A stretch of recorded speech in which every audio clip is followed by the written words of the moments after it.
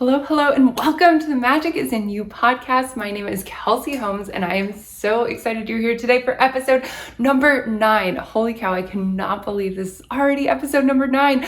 At the beginning of this summer, had told myself that I would launch this podcast and begin this journey this summer, and I made it happen. I got it launched by my late grandmother's birthday, August 20th, and I am so grateful and excited to be here with you today. Welcome. If this is your first time listening, or if you've listened to all other 8 episodes, I suppose, before you got to this, or if you're listening to this far off into the future, welcome. Thank you so much for being here. I am so grateful for you to join me on this journey as we journey into tapping in, tuning in, and turning on the magic within inside of ourselves to truly step into our badassery, own our greatness, and create what we really actually want in our life, becoming the architect of our own life, of our business, and taking massive aligned action to actually create the dreams that we have on our heart, because those dreams were not put there by accident. This dream of mine to impact women, to help them grow their self-worth, to help them grow their self-love, their self-trust, was not put there by accident. It's a very beautifully intentionally orchestrated gift, right? Each of our dreams is a gift to us. Just like, for example, it doesn't break my heart or make me at all sad that I'm not an Olympic gold medal swimmer. For example, that's not one of my dreams, but I am so grateful for the badasses that have put themselves out there to become Olympic gold medal swimmers. I am here on a mission. My heart is on a mission to empower other badass women entrepreneurs and other growth-seeking women to truly love themselves, know themselves, grow themselves, trust themselves, so that they can take aligned action in creating and living a life that lights them the fuck up from the inside out.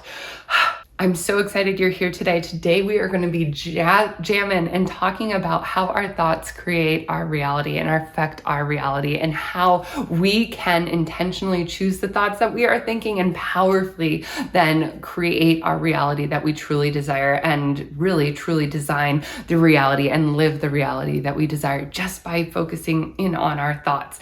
And before we jump into today's episode, I did want to let you know that it's not too late to sign up for the free Embodied Magic Masterclass happening September 30th, October 1st and 2nd next week. I'm so excited. We've got a number of women who have already jumped in, who are ready to tune and tap in and turn on the magic within inside them by embodying this magic within inside of them through embodiment practices, mindset work, and also energetic practices. So next week, we are going to be diving in to create safety within ourselves, to know ourselves and trust ourselves at a deeper level, so that we can create and actually take action on creating the life that we desire, because we can't actually create our life that we truly desire to live without taking action. If we're just in this thought work forever, if we're just in this healing forever, nothing actually changes without action. So let's go ahead and dive into today's episode. Oh, but before, if you do want to jam with us on the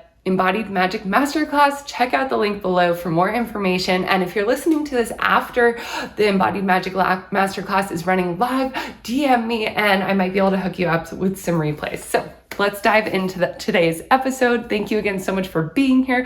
And today, like I said, we're going to talk about thought work. And why are we talking about thoughts? Why do we want to understand thoughts, or what is thought work? So real quick, backstory here. When I was a licensed massage therapist, I was working in my studio with one of my amazing regular clients who I adored so much and who was so impactful and just a total expander for me, expanding what I thought could be possible in this lifetime. She was this badass entrepreneur, and I just didn't really know a lot of these women. I wasn't exposed to the entrepreneurial world like I am now. I wasn't really online much. I was not on social media at all. I hadn't been on social media for years at that point. And so this woman was a huge expander for me in my mind, after having worked in smallish Montana towns as a licensed massage therapist for 6 or 7 years at the time, I just hadn't been exposed to this. And so one day she offhandedly recommended a podcast, and the podcast was The Lively Show, and it was an episode with Jess Lively and Brooke Castillo. I've mentioned it before on this podcast, but they were talking about law of attraction and Abraham Hicks and diving into this world of thought work. And Brooke Castillo, if you don't know her, she is the founder of the Life Coach School. And this was an episode, from like 8 years ago, something like that. Anyway, so she was explaining, basically being interviewed on this podcast, and was explaining how our thoughts, we actually get to control our thoughts. And this for me was completely like mind-blowing, like the earth is round, life-shattering kind of news for me. I had no idea that I could control my own thoughts, that I could even like have any sort of orchestration on my thoughts. I just assumed my thoughts thought me. They had been on autopilot for 28 years of my life at that point. I had never even considered that I could change the thoughts that I was thinking. I'd try to like think positively, but I didn't really understand that I was like controlling my thoughts. I thought it was just something that I tried to observe more positive things in the world. It wasn't like I was trying to flip the script in my mind on how I could see things in the world in a more positive way. Anyway, so this earth-shattering news for me that I can control my own thoughts was huge for me, especially when she backed it up with the evidence that our thoughts are what create our emotions. So when we're thinking a thought, we instantly, without even really recognizing it, start to begin to feel an emotion in our body, in our being. We can feel an emotion come up. So if you are thinking super awesome, amazing thoughts, like I am going to crush this transformation of mine, I am going to make this goal happen, I'm going to create the income that I want, I'm going to create the impact that I want. If you are on that thought train, you are going to be hyped up, you are going to be excited, you are going to be like lit up, your chest rises, your head rises, your chin rises. If you were having those thoughts about yourself, your body literally opens up, like shoulders roll back naturally. When you are thinking about yourself and about your journey and about your growth like a badass, you literally expand in your body. And in the contrasting thoughts, where, for example, my default thoughts were for so much of my life, it was, oh, you're not good enough for that. Oh, you're not smart enough for that. Oh, you could never create that in your life. Oh, that's for other people, not for you. If those are the thoughts that are running through your head, like they were for me, like I said, for 28 years before I had this realization that I had control over the thoughts in my head, then your emotions are going to be very different. They're going to be that feeling of not good enough, that feeling of unworthy, undeserving, like kind of just dumb for me. For example, that was one of my core limiting beliefs from growing up in all the special education classes so that I could learn how to read and write properly, or at least at a grade level. Anyway, it was one of those deep-rooted beliefs that I had just been repeating on autopilot in my head for so long, into like, you think about the neurochemistry of this, right? We now know, if you are familiar with Dr. Joe Dispenza's work at all, or any other neuroscientists, we now know about neuroplasticity, which is actually the science and the understanding of how our brain pathways, like the neural pathways, how our brain functions, essentially, in short. And when we have these really strong neural pathways, I like to think about it as like a highway or like an interstate with 6 lanes wide, and it's just like going, and there's so much room for traffic to flow. There's so many cars on that road on a 6-lane highway, right?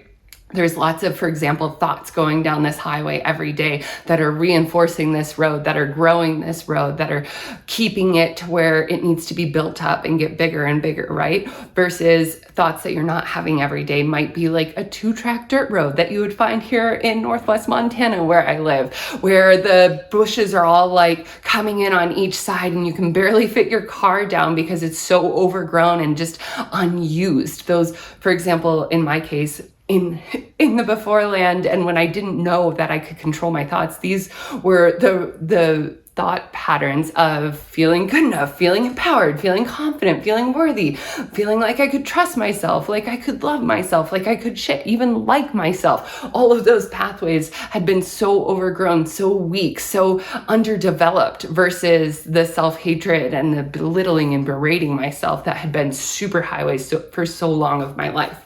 And so when I started to dive into thought work and subconscious work and understanding all of these patterns, I was so curious. After I had listened to this podcast, my mind, like I said, my world, I feel like exploded. It was like learning that the world was round after I thought it was flat my whole life.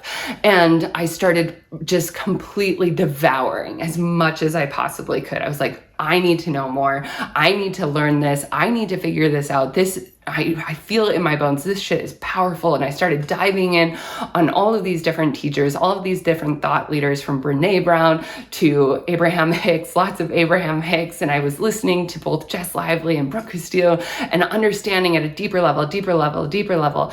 And then by the end of 2019, I had learned so much and had grown so much and was exposed to so many new things. All of a sudden, I was able to not just feel like I couldn't like myself, or that I wasn't worthy of liking myself, or that I wasn't good enough about liking myself. But I remember writing in my journal on my 29th birthday that this is the first time I can actually say I love myself, and not just be cringed out and weirded out and be like, what the fuck? That is so not true. But truly, authentically mean it and feel good about it in my body.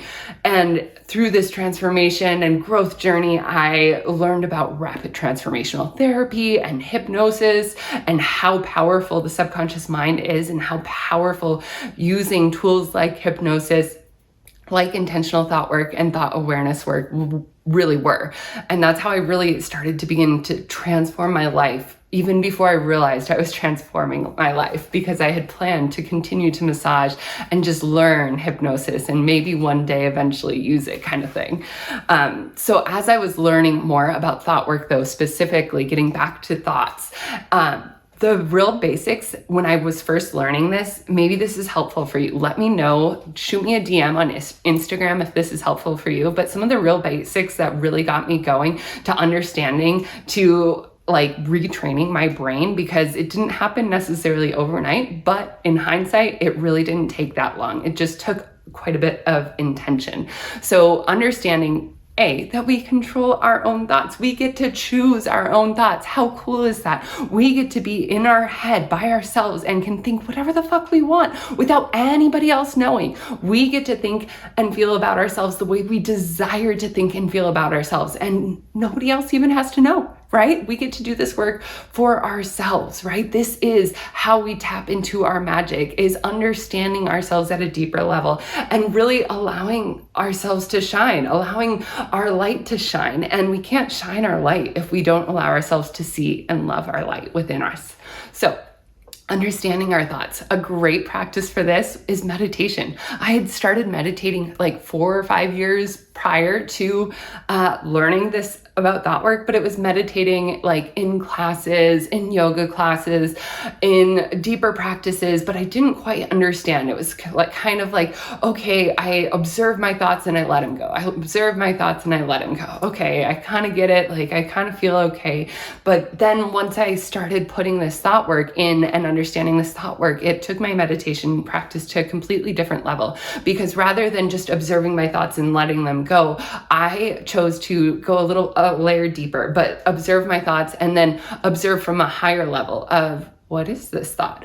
What brought this thought up? Do I want to keep this thought? Is this thought serving me? Is this thought not serving me? What is the serve and the limit here? Allowing myself to look at the thoughts a little bit deeper while I was in meditation, so I could have a different awareness of these thoughts that were on autopilot in my head, and then deciding whether I wanted to continue to keep building the 6-lane highway that was over here, or if I would rather put my resources to this little dirt road path that I wanted to cultivate, that I wanted to strengthen, that I wanted to grow and build, so that I could put more thoughts on that little 2-lane road, maybe, or dirt road, single lane dirt road.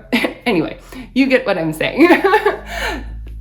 allowing myself in meditation to observe my thoughts with a little bit more perspective allowed me to then become allowing myself the opportunity to do this practice in meditation of observing my thoughts and then choosing how these thoughts were serving and limiting me allowed me to have a different awareness of my thoughts. It wasn't just letting them go and clearing my mind. It was learning about myself and learning about my subconscious patterns and the highways that were in my mind, which then allowed me to become more aware when I wasn't meditating of the thoughts that were coming up. So in my day-to-day life, I was noticing what thoughts were on repeat. I was noticing what kind of questions I was asking myself and then the answer that I would get and then the emotion that I would feel after it. For example, my default question for so long was, what the fuck is wrong with me? And there's no good answer that comes to that question. Try it. You don't try it. What am I talking about? Don't try that. What the fuck is wrong with me is kind of a bullshit question. It's kind of like a trick question for your brain because your brain automatically answers any questions that you ask for it or ask to it. It automatically answers. So when we can intentionally observe the thoughts that we're thinking, the questions that we're asking ourselves, and then decide if this is serving us or if it's not, then we can decide if we want to continue to think this or intentionally allow ourselves to leave it. And it's not like a perfect practice. This is a practice for a reason, right? It's something that we get better at and stronger at. And as soon as you let it go, like the gym, for example, if you go for 3 months straight to the gym, you're feeling strong, you're feeling buff, you're feeling all fit and ready to go. And then you're like, man, I'm good. I don't need that. 2 months later, you're going to be right back to where you started, right? So we get to continue this practice and continue to observe our thoughts because, like I said at the beginning, our thoughts create our emotions, and those emotions are what drive our actions. If you are feeling so jacked on yourself, if you are feeling so proud of yourself, if you are feeling confident, worthy, if you are feeling brave and you are feeling safe in yourself, knowing that no matter what the outcome happens, you will be safe in yourself because you've got your back. If you are feeling empowered in that way, embodied in that magic, embodied in that power, the actions that you take are going to be so much more potent when you take aligned actions towards creating what you want. But also it's going to be in that alignment. It's going to be with that fire, that energy, that bliss, the joy, the excitement. You can hear it in my voice even, when I'm feeding myself the thoughts that I can do this, that I am capable, that I can speak clearly and articulate well, I can flow and create the rift, and also just allow myself to stay aligned and grounded and safe here in this moment, knowing that I am safe here in this moment right now. And it's because of that feeling of safety that I've intentionally planted within my body, within my being, and within my thoughts.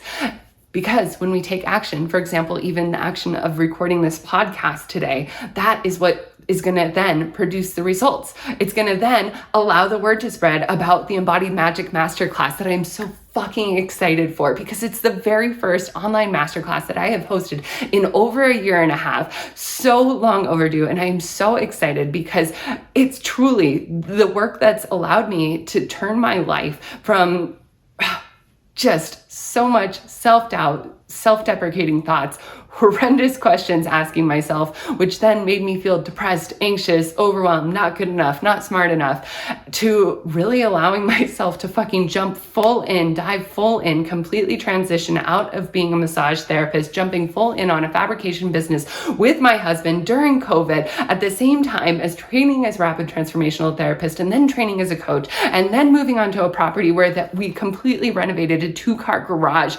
stripped it down, gutted it down to the bones, and rebuilt it into a fabulous, beautiful, inspiring stay for travelers, adventurers, and creatives alike. Inspiration Cabin at Creative Hideouts, where we have a little micro RV park with a couple of camp pads, and just our dogs get to roam free and just be their wild, crazy little shelter mutts they are. This work is fucking powerful. You can hear it in my voice. This work is the work that helps us transform our lives. When we combine our body and becoming safe in our body and understanding our body and getting to know our body, love our body, trust our body before it looks the way you maybe want it to look, or before it feels the way you maybe want it to feel, allowing yourself to meet yourself at where you're at today. cultivating that relationship with your body, when we combine our body, when we combine our mind, our thoughts, our subconscious programming and wiring and understanding and deciding and serve and limit, and when we understand how our thoughts work and the practices that we can incorporate to elevate our thoughts, to elevate our questions, to become aware of our thoughts and our thought processes, when we can use the power of the subconscious mind and also harnessing in our energy, the life force, the prana, the chi that flows within inside us, then we're fucking unstoppable. I'm just sitting here thinking back to 2020 when I was just offering to help my grandparents move from Florida to Michigan, where most of the extended family was. And in 2020, I was not massaging anymore. I had abruptly closed my business, which that and some other crazy stuff, obviously the pandemic, obviously all sorts of other crazy happenings in the world and in our personal life happened, sent me into this crazy tailspin of anxiety and panic attacks that left me feeling completely broken, like nothing I had ever done before or like had or experienced before. And for months, I felt like just completely incapable of anything in my physical body, in my emotional body, in my mind. I was working on learning some things for our fabrication business. I was working on healing using rapid transformational therapy, but I was feeling really broken. And once I started doing more, reconnecting with my body, I realized I had not done yoga for months at that point because I didn't feel worthy of doing yoga, taking time for myself. Once I started getting back into my body, started focusing on my mind, on my thoughts, learning and really fucking using this thought work and this energetic work that I practice and I practice with my clients, I was able to start feeling a little bit better and a little bit better. And I was taking action. I was taking bold, scary action. I signed up for my very first coaching program that wasn't rapid transformational therapy training, but an actual coaching program with a woman from fucking Sweden. How cool is that we get to work with each other from across the fucking globe? And I had told my grandma, because I wasn't working like a traditional job, I was in trainings and doing back-end work for our fabrication business, but I wasn't doing face-to-face work with people anymore. So I told my grandma that I would be happy to help her move her house up to Michigan because they needed more help. My grandparents needed more help. And so I flew down to Florida, which is the same week I also started another coach training to become a coach. I had done a coaching program at that point to work on my fear of visibility, right? Because I was fucking terrified to show up online. This was before I had an Instagram or anything, or had done much of anything with Facebook again.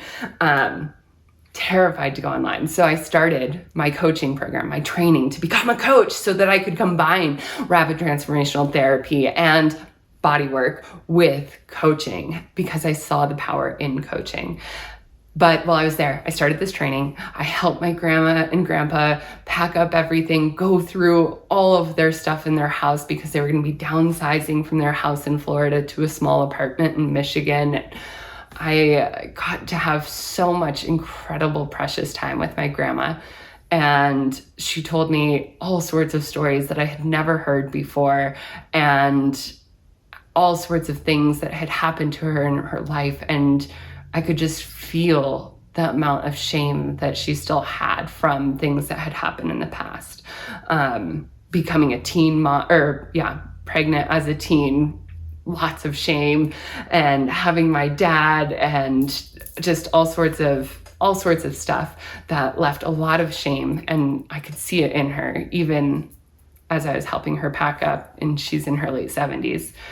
And as I was leaving that, I got chills. As I was leaving her house to fly back to Montana after I had been there for a week and helped him pack up, and another good family friend, basically their other daughter, came down to help them actually do the shifting, moving all the way up to Michigan. I was pulling out of my grandparents' driveway, and my grandma comes out with her in her little scooter thing and is waving me off. My grandpa's behind her, and I was waving at them, and I just had this gut feeling. I was like, that's the last time I get to see my grandma. And she didn't quite make it to her new home in Michigan. She made it to Michigan, but passed away like a week later. And I'm doing this work, this podcast, because I don't want anybody to get to the end of their life or have to get to the end of their life with shame. And she lived such a beautiful, full life and loved her family more than anybody I know, and grew a huge, beautiful family and community, and had so much love and so much light and so much joy within her. But recognizing we can have all this, but still be really buried in ourself, in our mind, in our thoughts, and in our shame if we don't intentionally work to shift it. So I'm sharing this today to share it, to honor my grandma, to honor her life, her light, because she deserves it. She's worthy. She's so lovable. And I'm so grateful that things went the way they did, because I get to be here talking to you today. Without some of the stories that she told me, my dad wouldn't have been born, and then, I wouldn't have been born. And we get to just have so much gratitude for where we came from and for where we're going. And it's women like Betty Lou who have paved the way for our generations and the next generations ahead to be able to live a more full, free, abundant, blissful, impactful, joyful, true life. I remember before I left and I was talking to her, she was asking me what was next, because at that point I didn't know what the fuck I was doing. I had just finished RTT training and was working on helping Nate get his business going, and had totally closed down my massage therapy practice. And she was asking me what was next. And I kind of told her about this dream of mine that I had to help empower women with self-confidence and self-worth before I had even had this whole experience with her. And she just got really excited and was like, yeah, like, I just really want to see you be able to have your own thing. I think it would be really cool. And she named a couple of people in her life that she watched, a couple of women in her life that she watched kind of give up their dreams for the dreams of others. And so I'm doing this to honor Betty Lou and my grandma Nora, who I never got to meet, but was also an entrepreneur. And all of the women that have come before me, from my mama, from my sister, from my friends, from my cousins, from my aunts, from my great aunts, and for everybody who came before me, because the world needs more light in this place where there's a lot of chaos, a lot of things that feel awful. The world needs your light. The world needs more light. The world needs your light. Your light matters. You doing this work to be able to shine your light, to be able to authentically show up, to own your magic, own your badassery, and allow yourself to put yourself out into the world to create your magic, your purpose, your desires. It's fucking crucial, not just for you, but for generations to come. Whew. So I know that got a little bit, I felt my feels, and I appreciate you letting me share this today and witnessing this, because this feels scary and vulnerable, and I haven't shared this experience much, but Betty's story matters. Your story matters. Your light matters. Your dreams matter, just like Betty's. In love, light, and so much gratitude. If you want to jump into the Embodied Magic Masterclass, we're going to be diving in mind, body, and energy to spark your magic, to allow your magic to shine so that you can tune and tap in and turn on the magic within inside of you and have practices to be able to come back to so that you can reignite your light, continue to blow on the ember of your own flame, and create the impact that you desire to in this world. In love, light, and so much gratitude. Have a beautiful rest of your day. Peace.